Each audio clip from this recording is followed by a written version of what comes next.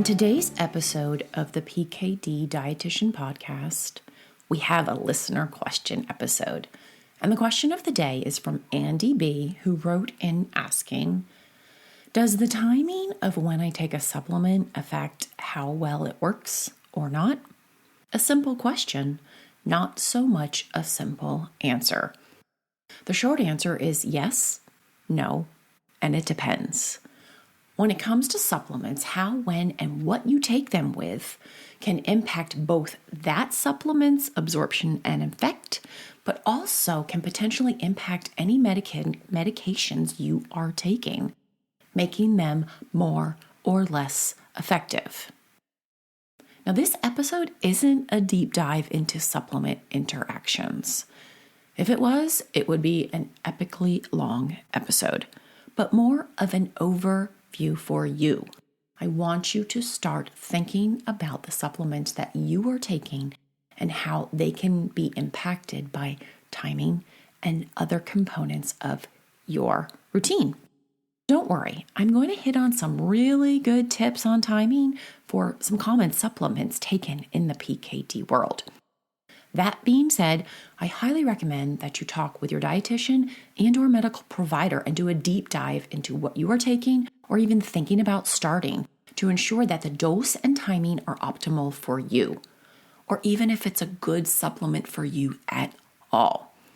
If you have had a kidney transplant, it's a totally different ballgame when it comes to supplements because lots of them do interact with your anti-rejection meds. This episode really isn't tailored for you.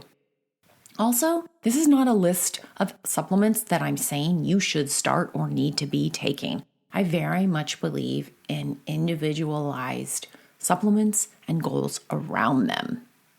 Instead of making some big, basic, and broad statements about supplement timing, I'm going to highlight 7 supplements that many of my clients take or ask me about.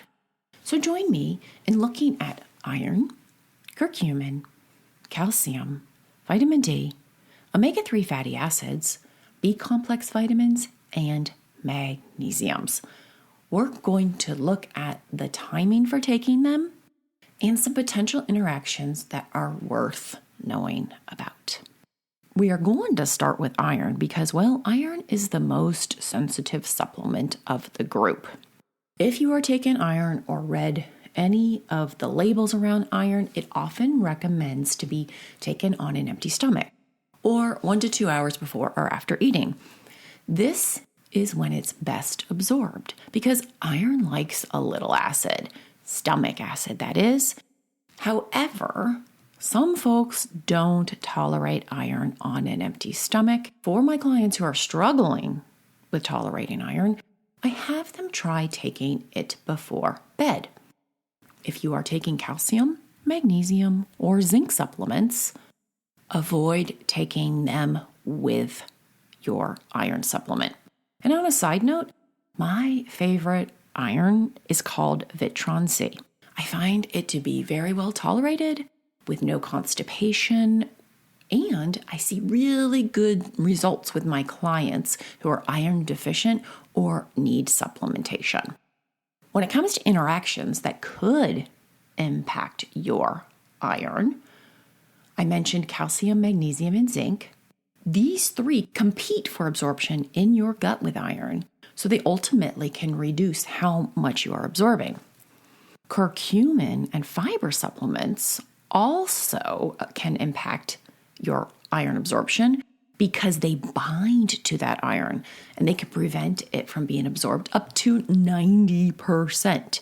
If you are supplementing both iron and curcumin, take them separately, a minimum of 2 to 4 hours apart, if not more. Next up, we have curcumin, which is the active and beneficial ingredient in turmeric. When it comes to timing, curcumin likes a little fat. So take it with a meal or snack that has fat for better absorption. Black pepper also helps to increase absorption. And you'll find that many curcumin supplements on the market add a little black pepper extract just because of that, so they can boost absorption. There are a few curcumin interactions to be aware of when it comes to timing. Curcumin can have what is called, and I have this in parentheses, anticoagulant properties. This just means it has blood thinning properties. And if you are already taking meds that are anticoagulant meds like Coumadin or warfarin, even Eliquis, know that by adding curcumin, there is the potential to increase your blood thinning, and this increases the risk of bruising. It's always a good idea to mention to your doctor who prescribes your blood thinner and follows you that you are adding curcumin or taking it really out of an abundance of sheer caution. And remember, curcumin can really impact iron absorption, so it's best to take those two supplements separately. If you are curious to know more about curcumin, what it is, and why folks in the PKD community are supplementing with it, I will link out both the blog I have and podcast episode 24 on this episode's note page, along with all the other resources and references from today's episode. Number 3, calcium. It's already been mentioned a couple times, but when it comes to timing, if you are taking a calcium supplement, never take it between meals. Always take it with food. When calcium's taken in between meals, there is an increased risk for kidney stone formation. Calcium supplements do have several interactions worth knowing about. If you have been diagnosed with hypothyroidism and are taking medications for it like Synthroid, don't take a calcium supplement at the same time. It will decrease that med's absorption and potentially impact how effective it is. Take those at least 4 hours apart. Some folks in the PKD community are on hydrochlorothiazide, better known as HCTZ, which is often prescribed for blood pressure. Know this. This medication can increase how much calcium your body holds on to. So taking a calcium supplement while also taking HCTZ could potentially lead to higher blood calcium levels. And folks, you don't really want those calcium levels above normal in your blood. And of course, as it's been mentioned, do not take calcium at the same time as iron because they do compete. Supplementing with calcium, by the way, should be monitored by your dietitian and your doctor. It is not just something that you should add on just because. With any kidney disease, you do not want to overload on calcium supplements because they can create additional problems and concerns. I am very careful and intentional with clients if and when they need to add calcium supplementation, and it's usually a very low dose to mitigate known risks. Often connected with calcium and bones is our next vitamin to look at, vitamin D supplementation. When it comes to timing, vitamin D also likes a little fat. It is a fat-soluble vitamin, so it is best to take it with a meal to optimize that absorption. I usually have clients take vitamin D with their first meal of the day, which is usually breakfast. There are a few potential interactions plus medication combos to know about when it comes to vitamin D supplementation. So when you add certain medications plus vitamin D, they can potentially lead to those high blood calcium levels I was talking about. And folks, this is more of a concern with lower kidney function, but I really want to highlight why supplements need to be intentional, dose specific, and your labs or outcomes monitored. So back to those medication and vitamin D supplement combos to be aware of.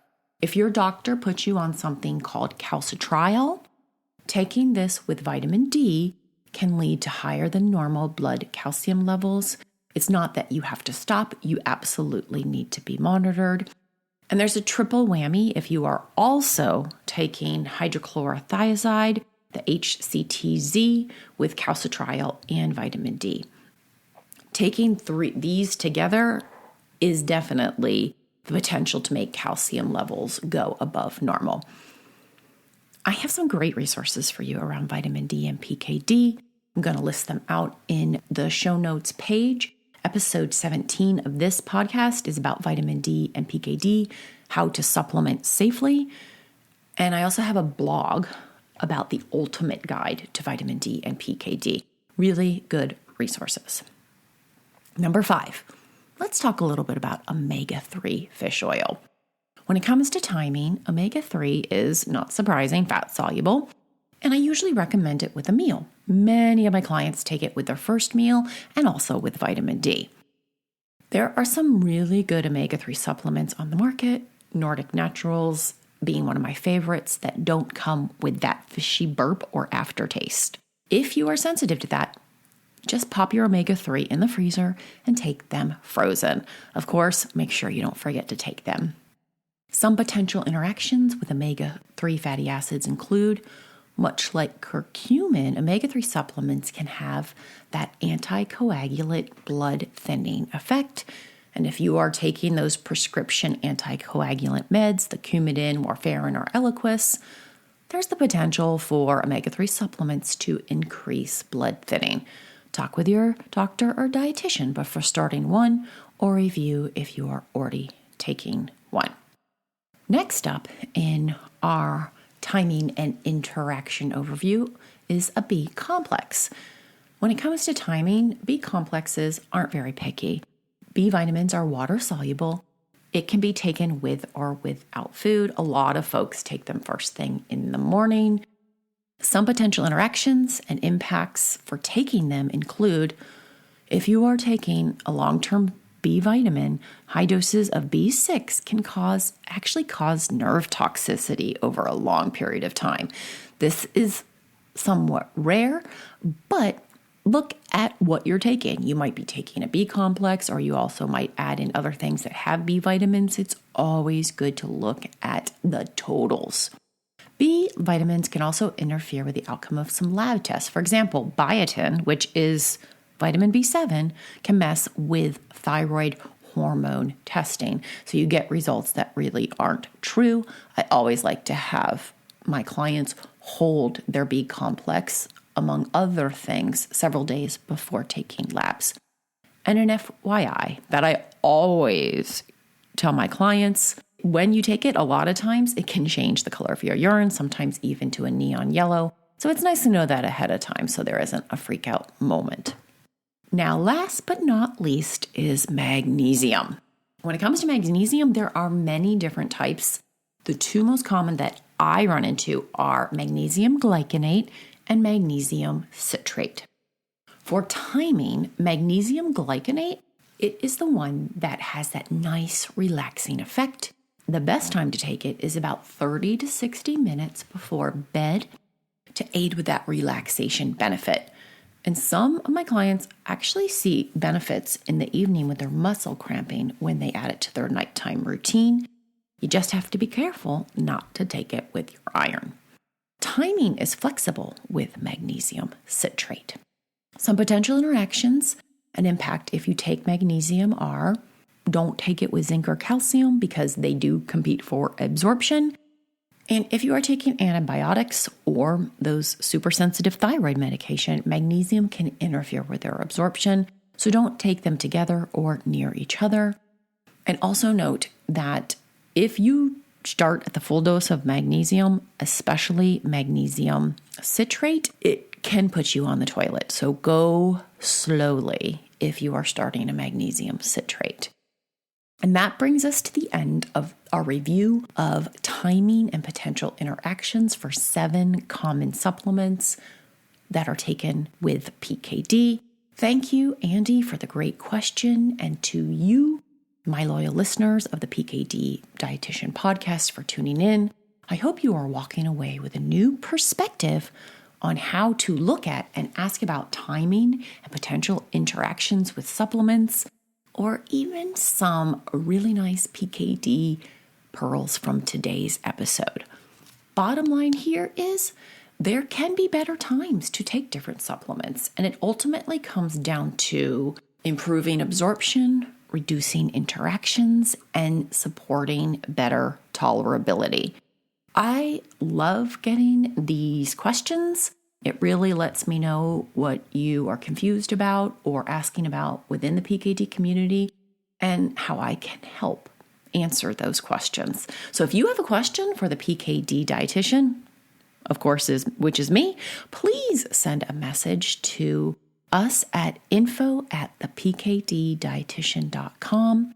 All the links mentioned today for episodes and additional blogs, plus additional resources to get more information around supplements you are taking or considering adding, they can all be found with the show notes at thepkddietitian.com/55.